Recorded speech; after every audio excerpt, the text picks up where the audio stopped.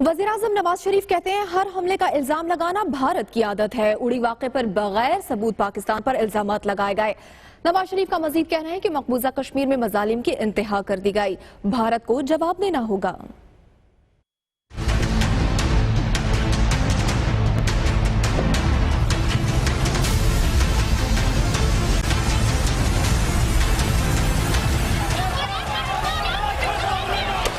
कश्मीरियों पर मजालिम, वजीर आजम फिर भारत पर खूब बरसे, पाकिस्तान पर इल्जामात को भारत की पुरानी आदत करार दे दिया।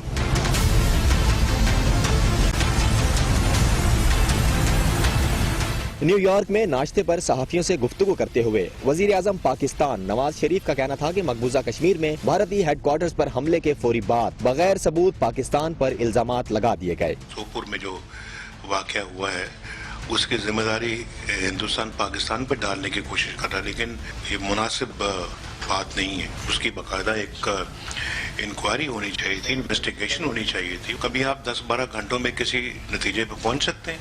सबके दिलों में शकूक पैदा हुए हैं। वजीर आजम ने मकबूजा कश्मीर की सूरत हाल को इंतहाई खराब करार देते हुए कहा कि शहादतों पर कश्मीरी गुस्से में हैं, वो मजालिम का बदला लेंगे, भारत को भी जवाब देना होगा। हिंदुस्तान ने वहाँ पे एट्रॉसिटीज कमिट की हैं, ह्यूमन राइट्स की बड़ी यानी ग्रेव किस्म की वायलेशन की है। 107 लोगों को शहीद किया है और कश्मीरियों के जज्बात इस वक्त भरे हुए हैं गम और गुस्से से। वजीर आजम ने कहा कि बान की मून को डोजियर पेश किया है। मकबूजा कश्मीर में भारतीय बर्बरियत के सबूत देखकर सेक्रेटरी जनरल अक़वाम मुत्तहिदा दहल गए। सबूत तमाम